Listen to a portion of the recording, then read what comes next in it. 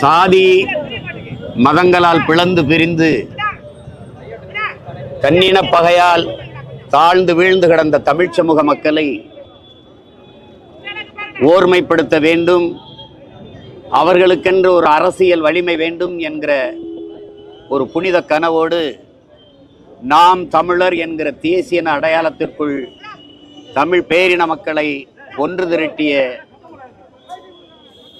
பெருந்தகை தமிழர் தந்தை என்று தமிழின மக்களால் பேரன்போடு நேசிக்கப்பட்ட பெருமகன் நாட்டு நடப்புகளை நாள்தோறும் செய்தியலாக்கி எளிய மக்களும் எளிதில் அறிய வேண்டும் என்பதற்காக தினத்தந்தி என்கிற நாளேட்டை தொடங்கி நடத்திய செய்தித்தாளினுடைய பிதாமகன், எங்களுடைய நாம் தமிழர் கட்சியின் நிறுவன தலைவர் எங்களுடைய ஐயா சீபா ஆதித்தனார் அவர்களுடைய நினைவு நாள் இன்று. உடல் மண்ணுக்கு உயிர் தமிழுக்கு என்ற அவர் வைத்த முழக்கம் வெற்று முழக்கமாகிவிடக்கூடாது. இங்கு எங்கும் தமிழ், எதிலும் தமிழ், வீழ்வது நாமாக இருந்தாலும் வாழ்வது தமிழாக இருக்கட்டும் என்ற முழக்கத்தை முன்வைத்தவர்கள் இன்றைக்கு வீழ்வது தமிழாக இருந்தாலும் வாழ்வது நாமாக இருக்கட்டும் என்ற நிலைக்கு மாற்றி நிறுத்தியிருக்கிறார்கள். அந்த நிலையை மாற்றுவதற்கு எங்கள் ஐயா சீபா ஆதித்தனார் அவர்களே சொன்னதுதான், இந்த கட்சியை கலைக்காமல் விட்டுவிட்டு திராவிட முன்னேற்ற கழகத்தில் இணைகிறீர்களே, உங்களுக்கு பிறகு இதை யார் நடத்துவார்கள் என்று கேட்டபோது வழி வழியே வருகிற வீரத்தமிழ் பிள்ளைகள் இதை எடுத்து நடத்துவார்கள் என்று அவர் சொன்னதுதான். அவர் கனவை நாங்கள் நிறைவேற்றுகிற காலத்தை நெருங்கி கொண்டிருக்கிறோம். எங்களுடைய நிறுவன தலைவர் தமிழ் பேரினத்தினுடைய பெருமகன் ஐயா சீபா ஆதித்தனார் அவர்களுக்கு எங்களுடைய புகழ் வணக்கத்தை செலுத்துவதில் பெருமை அடைகிறோம். முல்லை பெரியாறு அணையில இடிக்கிறனும் புதிய அணை கட்டணும் கேரள அரசு அனுமதி கோரியிருக்கு, எப்படி பாக்குறீங்க? கட்டக்கூடாது. அணை உறுதித்தன்மையோடு இருக்குதுன்னு ஆய்வு செய்தவெல்லாம் சொன்ன பிறகு அது வீண்முது. நீங்கள் அந்த அணை பலகீனமாக இருக்குதா? அணை பலகீனமாக இருக்குதா? அணைக்குள்ளார அணை ஒரு அணையை கட்டுவோம், நீங்களும் கொஞ்சம் போடுங்க, நாங்களும் கொஞ்சம் போடுறோம். அந்த அணை அப்படியே இருக்கட்டும், அது பலகீனமாக இருக்குதுல்ல, அணைக்கு உள்ள ஒரு அணையை கட்டிடுவோம், அவ்வளோதானே. அதையும் இடிச்சிட்டு கட்டணும், அதுக்குள்ள ஒரு அணையை கட்டிடுவோம். கட்டின பெண்ணிக்கு பைத்தியக்காரன் ஒன்றும் இல்லைல்ல, ஒன்றும் இல்லை. அதனால அது ஏற்க முடியாது. வேற ஏதாவது கேள்வி?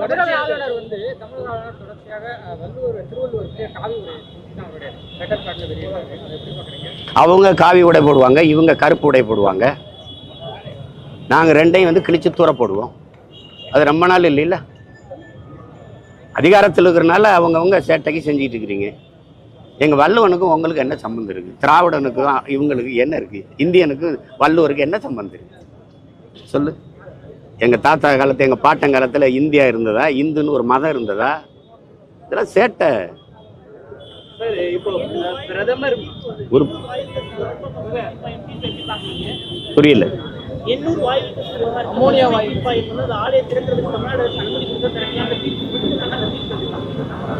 திறக்க விட மாட்டோம். அது என்ன, எனக்கெல்லாம் ஒரு வேலையும் இல்லை. இப்போ தேர்தல் முடிஞ்சிடுச்சுல, திறந்து காட்டு பார்ப்போம். நீங்கள் என்ன சொல்கிறோம்னே புரியாமல் வேலை செஞ்சா இப்படி.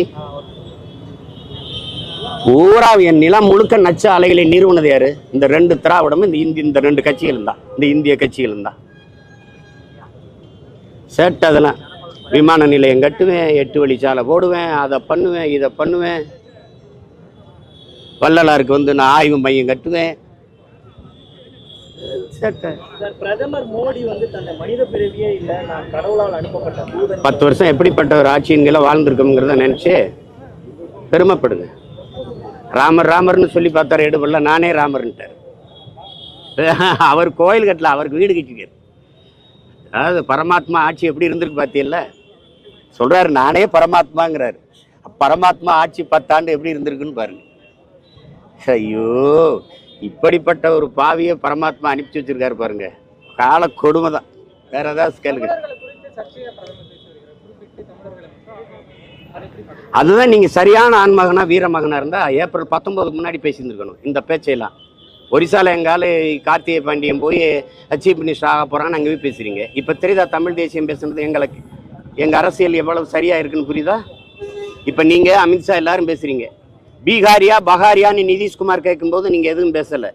பஞ்சாப்ல போய் பஞ்சாப் தானே ஆளணும், எதுக்கு அரவிந்த் கெஜ்ரிவாலை உள்ள விடுறீங்கன்னு பிரதமர் மோடி பேசும்போது யாரு நீங்க பேசல. ஆனால் நான் தமிழர் நாட்டை தமிழரே ஆளணும் போது பாசிசம், சாவனிசம், செப்பரேட்டிசம் இதெல்லாம் என்னென்ன கேவலப்படுத்திக்கிட்டு இருந்தீங்க. இனவெறி, சிறங்கு, சொறி எல்லாம் பேசிட்டு இருந்தீங்க. நாட்டின் மிகப்பெரிய தலைவர்கள், உள்துறை அமைச்சர் வந்து பேசிட்டு இருக்கிறாருங்க. எங்க ஆளு அப்ப அவன் இந்தியன் இல்லை, நாங்க இந்தியன் இல்லை ஒத்துக்கிறீங்கல்ல. இங்க யாரும் இந்தியன் இல்லை. இப்போ ஒரு குஜராத்தி இந்தியாவாலாம் நாங்க எங்க ஆளக்கூடாது. எங்க மாநிலத்தை 60 வருஷமா எவன் வேணா ஆண்டுகிட்டு இருப்ப, நான் வேடிக்கை பார்த்துருக்கணும். ஆளலை, இன்னும் ஆளலை. அவர் இன்னும் முதலமைச்சர் ஆள போறாருங்கிற ஒரு நிலைமை இருக்கிறதுக்கே இவ்வளவு பேசுறிய நீ. அப்ப 60 வருஷமா எங்களை ஆண்டுகிட்டு இருக்கிறாங்க.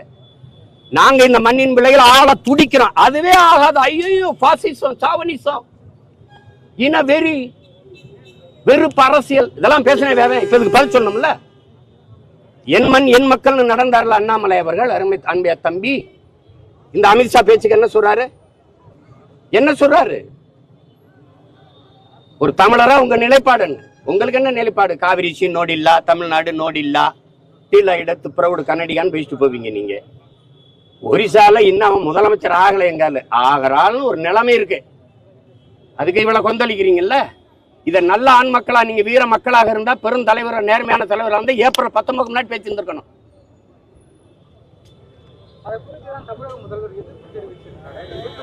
எதிர்ப்பு அவர் அதுக்கு தெரிவிக்கலங்க, நான் பேசுற கருத்துக்கு தெரிவிக்கல. பூரி ஜெகநாதர் கோயில் சாவி எங்ககிட்ட இருக்குன்னு கார்த்திகை பாண்டியன் தமிழ்நாட்டை ஒப்படைச்சிருந்தேன். ராமர் கோயில் சாவி என் வீட்டில் இருக்கு. அது தெரியுமா தெரியாதா உங்களுக்கு? தெரியுமா தெரியாதா? ராமர் கோயில் சாவி இருக்குல்ல, அது என் வீட்டில் தான் இருக்கு. தேவையான கேட்டு வாங்கிட்டு போங்க. வைத்தியக்காரங்கிட்ட நாட்டை கொடுத்துட்டு பேசிட்டுக்கிற வைத்தியக்காரன் சாவி சொல்லு. இஸ்லாமியர்களுக்கு மத அடிப்படை இடஒதுக்கீடு கொடுக்க கூடாதுன்னு சொல்லிட்டு அமித்ஷா சொல்லியிருக்காரு. இதை எப்படி பாக்குறீங்க? இந்துக்களுக்கு மத அடிப்படையில் கொடுக்கலாமா? இந்துக்களுக்கு மத அடிப்படை கொடுக்கலாம். உனக்கு இப்ப அரசியல் இல்ல, பிடிச்சி தொங்கிட்டு கிடக்குறீங்க. அரசுக்கு மதத்துக்கு என்ன சம்பந்தம்? 5000 கிலோமீட்டர் 10,000 கிலோமீட்டர் இருக்கணும். மதம் அவனுடைய தனிப்பட்ட உணர்வு. அதை போய் எதுக்கு அரசு ஆட்சியில் போய் அரசு அதிகாரத்தில் போய் கலக்குறீங்க நீங்க? சொல்லுங்க. இஸ்லாத்தை வெறுப்பதை எதிர்ப்பதை தவிர இவர்களுக்கு ஏதாவது ஒரு அரசியல் நிலைப்பாடு, கோட்பாடு இருக்கா? நீ எதுக்கு 24 லட்சம் டன் ஆண்டு ஒன்றுக்கு பீஃப் எக்ஸ்போர்ட் பண்றீல? Beef export Hindustan is number 1 பேச தெரியுதுல? எந்த நாட்டுக்கு அனுப்பு? அவ்வளவு இஸ்லாமியங்கிறத நாட்டு. அவன் கொடுக்குற காசு வாங்கி வக்கனே திங்க தெரியுதுல்ல? அப்புறம் ஊரானுக்கு ஊட்டி விட உள்ள சாப்பிட்டா கொண்டு வருவியா? இது ஒரு தர்மமா கர்மமா? என்னது இது? மாட்டுக்கறி ஏற்றுமதி செய்தா இல்லையா தம்பி? அத பெருமையா பிரதமரே பேசுறாரா இல்லையா? எந்த நாட்டுக்கு ஏற்றுமதி செய்யறார்? அந்த நாடுகள், அரபு நாடுகள்லாம் போய் அங்க நிற்கும் போது இந்த இஸ்லாத்தை வெறுப்ப அங்க பேச வேண்டியதானே? அரபு நாடுகளை போய் இந்து கோயிலை திறந்து வச்சுட்டு பெருமையா பேசுறீங்கல்ல, அங்க கோயிலை திறக்க அனுமதிக்கிறானே. அந்த பேரன்பு, பெருந்தன்மை, அந்த அயலானுக்கும் அன்பு காட்டுன்னு சொன்னது நபிகள் கோட்பாடு. அடுத்தவன் பசியோடு இருக்கும்போது உண்ணாதேங்கிறாரு, அது ஹராம்ங்கிறாரு. என்ன அந்த கோட்பாட்டுல உனக்கு என்ன பிரச்சனை? என்ன பிரச்சனை? இங்க இருந்த முறை எவன் ராபர்ட் கிளைவன் வாரிசு, எவன் பாபரின் வாரிசு? நீ சாதி மத கொடுமையில், சாதிய தீண்டாமை இழிவுல இருந்த பறையும் பல்லம் சக்கலையனா இருக்கிறதுக்கு, இந்த மாதிரி இருக்கிறதுக்கு நம்ம வாங்க. பறையனா இருந்தேன், வாடா பரப்பையில என்ன பாயா மாறணும், முஸ்லீமா மாறினா வாங்க பாய். என்ன பறையனா இருக்கிறதுக்கு பாயா இருக்கிறது மெல்ல மாறி போன, அவ்வளவுதானே. சாதிய இழிவு தீண்டாமையில வச்சு என்னை கொடுமைப்படுத்தின. திருப்பி மதத்துக்குள்ள போய் நிம்மதியா வாழலாம்னு சிறுபான்மைன்னு வச்சு நசுக்கிற. உரல்ல வச்சு இடிச்சா தாங்க முடியாது, குதிச்சா செக்கில போட்டு ஆட்டுற. உன் மனநிலை என்ன? நீ அரசியல் பேசு, மனிதம் பேசு. சந்திர மனதுக்கு ராக்கெட் விடுங்கிற, இங்க காத்து இல்ல, இங்க தண்ணி இல்ல, இருக்கிற பூமியை காப்பாத்த துப்பு இல்ல, கோடிக்கணக்கா செலவழிச்சு சந்திராயனுக்கு ராக்கெட் விடுற, அங்க விடுற. சூரியனை போய் பாக்குறேன். 15 லட்சம் கோடி கிலோமீட்டர் பூமிக்கு சூரியனுக்கு. இங்க இருந்து போய் அது கிட்ட போய் என்ன பார்க்க போறீங்க? சூரியனா திமுக சின்ன ஒண்ணு பக்கத்துல சூரியன், அதை வேணா பார்த்து போ. என்ன தேவை? ஒரு காமெடி பண்ணிட்டு அலையுது. இதுல இருந்து தெரியுதா இல்லையா? அவங்க பூரா மனநோயாளிகள்.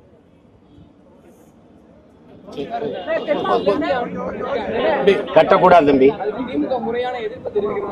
இல்ல இல்ல எதிர்ப்பு தெரிவிக்கல. இவங்க கட்சி ஆச்சு, இவங்க கூட்டணி கட்சி தானே, இவங்க கூட்டணி கட்சி தானே. இங்க இருக்கிற கம்யூனிஸ்ட், அங்க இருக்கிற எதிர்கட்சி காங்கிரஸ் என்ன பண்ணுது? இங்க இருக்கிற தலைவர் அங்க இருக்கிற தலைவரோட பேச்சு கட்டாத சொல்ல முடியாதா? மேகதாதுல அணை கட்டாத இங்க இருக்கிற பிஜேபி தலைவர்கள் அங்கே போய் பேசுவாங்களா? இப்ப தெரியுதா தமிழ் தேசிய அரசியல் ஏன் தேவைப்படுதுன்னு? ஆனா தமிழகத்துல தென் மாநிலத்துல 3வது பெரிய கட்சியா பாரதிய ஜனதா வந்து உருவெடுக்கொண்டு அண்ணாமலை சொல்லியிருக்காரு. எப்படி பாக்குறீங்க? தனிச்சு நின்று போட்டிட்டு ஆன்மகனா காட்டு. நீ இப்ப தேர்தல் ஜூன் 4க்கு பிறகு இண்டிவிஜுவலா உங்களுடைய தனித்துவ தனியா நீங்க பெற்ற வாக்கு எவ்வளவு என்னை தாண்டி இருந்துச்சுன்னா நான் கட்சி கழிச்சிட்டு போய் யார் 3வது யார் பெரிய கட்சின்னு தெரிஞ்சிரும்ல. தனிச்சு கூட்டணியா நீட்டு கூட்டிக்கிட்டு கூடாது. ஒண்டி கொண்டு நின்று சிங்கமா நிக்கணும். தனிச்சு சண்டை போடணும். அவன் தான் ஆண் மகன், அவன் தான் வீரன்.